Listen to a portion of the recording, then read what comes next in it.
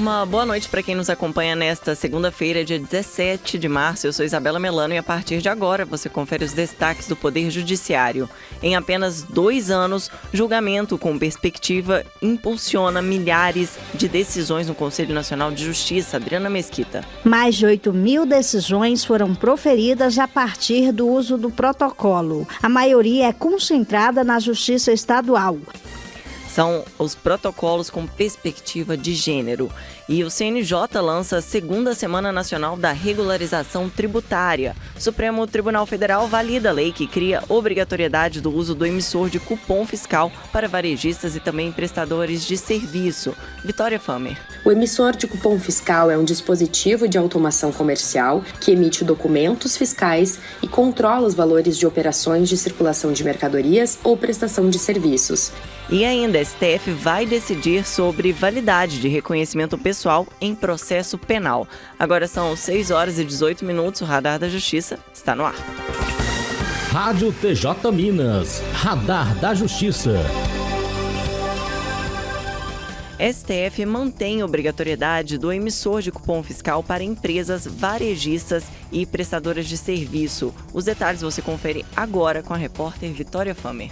O Supremo Tribunal Federal validou a lei federal que criou a obrigatoriedade do uso do emissor de cupom fiscal para empresas varejistas e prestadoras de serviço. A decisão unânime foi tomada no julgamento da ação direta de inconstitucionalidade 3270, proposta pela Confederação Nacional do Comércio. O emissor de cupom fiscal é um dispositivo de automação comercial que emite documentos fiscais e controla os valores de operações de circulação de mercadorias ou prestação de serviços. A exigência visa a comprovação de custos e despesas operacionais no âmbito do imposto de renda e da contribuição social sobre o lucro líquido. Entre outros pontos, a entidade alegava que a medida violaria a competência tributária dos estados e do Distrito Federal para instituir impostos sobre as operações de venda ou revenda de bens a varejo por meio do ICMS. Em seu voto, o ministro relator Nunes Marques afastou esses argumentos. Para ele, não há invasão da competência dos estados, do Distrito Federal e dos municípios, pois a lei criou um dever instrumental para fiscalizar e combater a sonegação de tributos federais. A norma estabelece quais dados os documentos emitidos pelo emissor de cupom fiscal devem conter, sem fazer referência ao ICMS, que é um imposto estadual,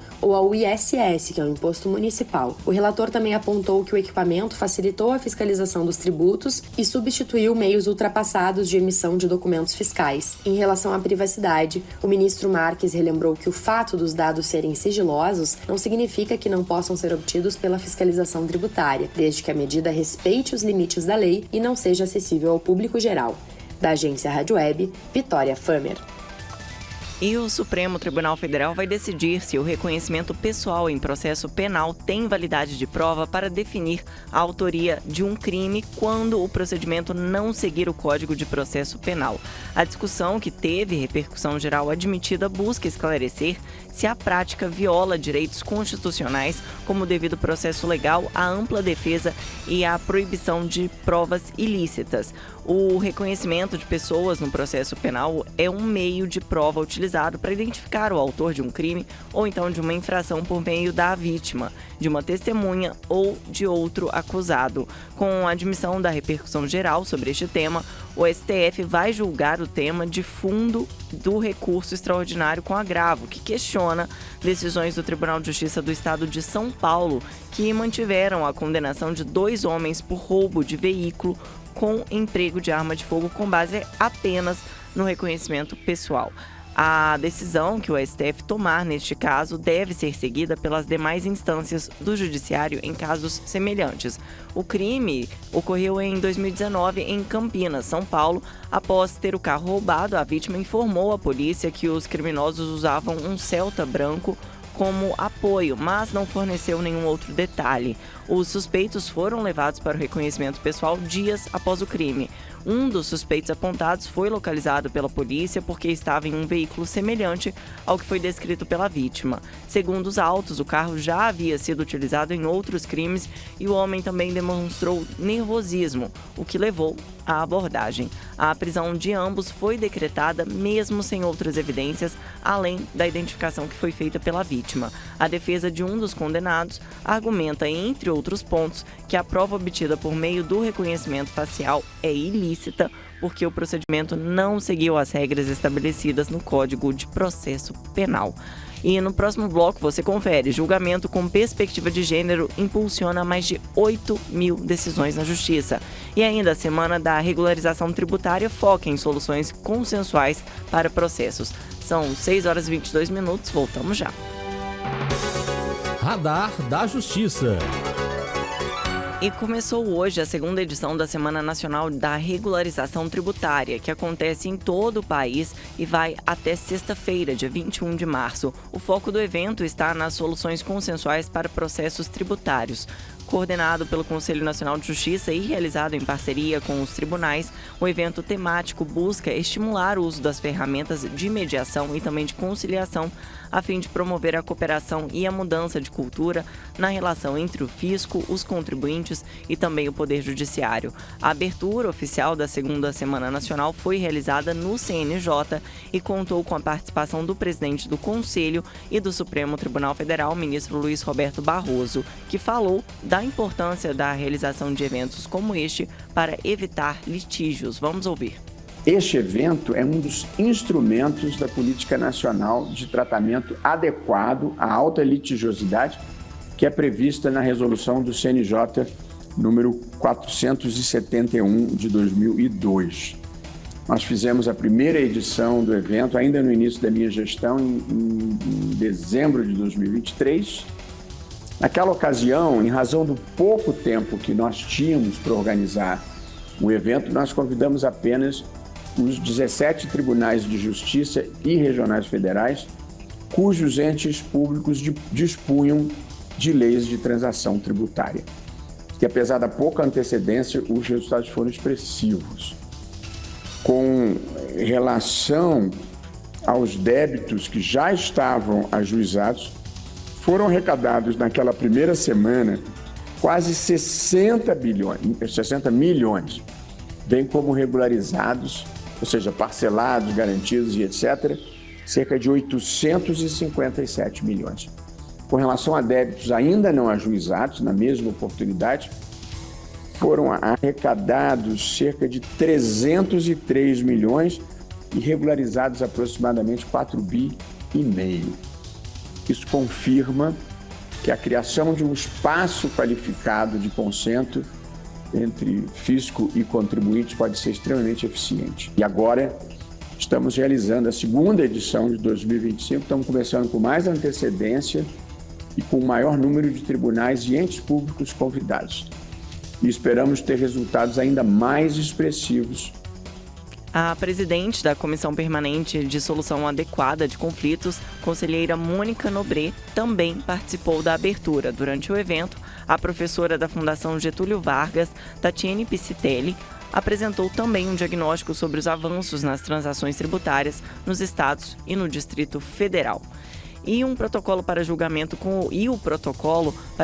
com perspectiva de gênero tem impulsionado milhares de decisões no Conselho Nacional de Justiça. Quem traz os detalhes é a repórter Adriana Mesquita. Lançado pelo Conselho Nacional de Justiça em 2021, o protocolo para julgamento com perspectiva de gênero do Judiciário foi criado para orientar a magistratura na adoção de diretrizes que impulsionam um novo posicionamento da Justiça por meio da equidade entre homens e mulheres.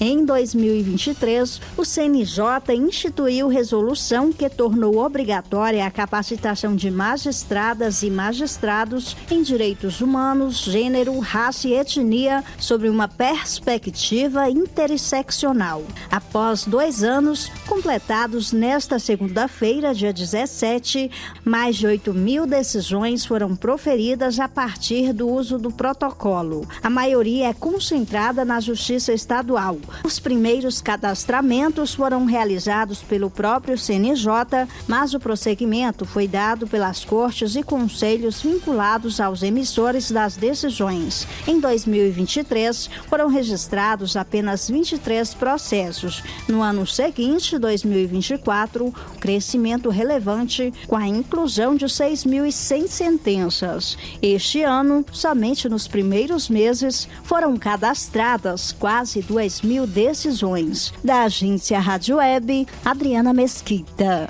E já estão abertas as inscrições para a categoria CNJ da 22ª edição do Prêmio Inovare em 2025. Este ano o tema é Equidade Racial e o Combate ao Racismo. Para esta categoria, as inscrições devem ser realizadas até o dia 2 de maio.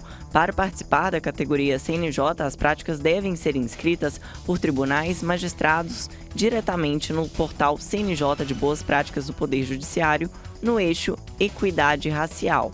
O site é boaspráticas.cnj.jus.br.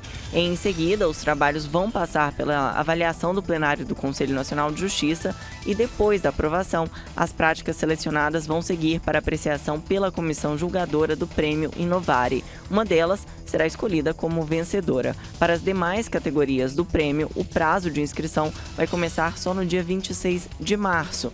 Nas categorias Tribunal, Juiz, Ministério Público, Defensoria Pública, Advocacia e Justiça e Cidadania, as inscrições devem ser feitas exclusivamente pelo site do Prêmio Inovare, premioinovare.com.br. Após preencher um cadastro e criar uma senha, o candidato vai responder um formulário com perguntas especialmente preparadas para a descrição das práticas, os benefícios, motivação e também as principais conquistas. Em seguida, caso aprovadas para participação, essas práticas vão receber as visitas de consultores especializados para confirmar os dados informados nos formulários de inscrição. Na fase final, os trabalhos são analisados pela comissão julgadora, que vai escolher uma prática para o prêmio Destaque, com o tema Tecnologia e Eficiência da Justiça, uma prática vencedora na categoria CNJ e 2 práticas finalistas em cada uma das outras 6 categorias. Os premiados vão ser anunciados em cerimônia na sede do Supremo Tribunal Federal no mês de dezembro. Agora são 6h29. No próximo bloco, um giro pelos tribunais brasileiros. Radar da Justiça.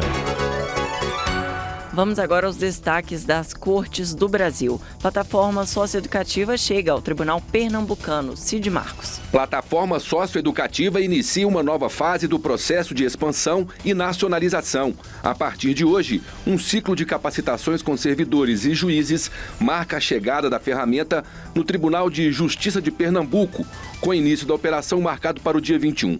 A plataforma foi criada pelo Conselho Nacional de Justiça para padronizar e automatizar a gestão de processos do sistema socioeducativo pelos tribunais. Justiça do Maranhão oferece oportunidades de capacitação e formação continuada. Cristina Mara. A Escola Superior de Magistratura do Maranhão abriu hoje as inscrições para mais uma rodada de cursos e eventos destinados a quem atua no Judiciário. Tem opções nas modalidades presencial e à distância. Os conteúdos, no formato autoinstrucional, são abordados por meio de videoaulas ou textos com a realização de questionários de fixação com correção e feedback automáticos, possibilitando aos alunos e às alunas ponderarem as respostas e realizarem novas tentativas.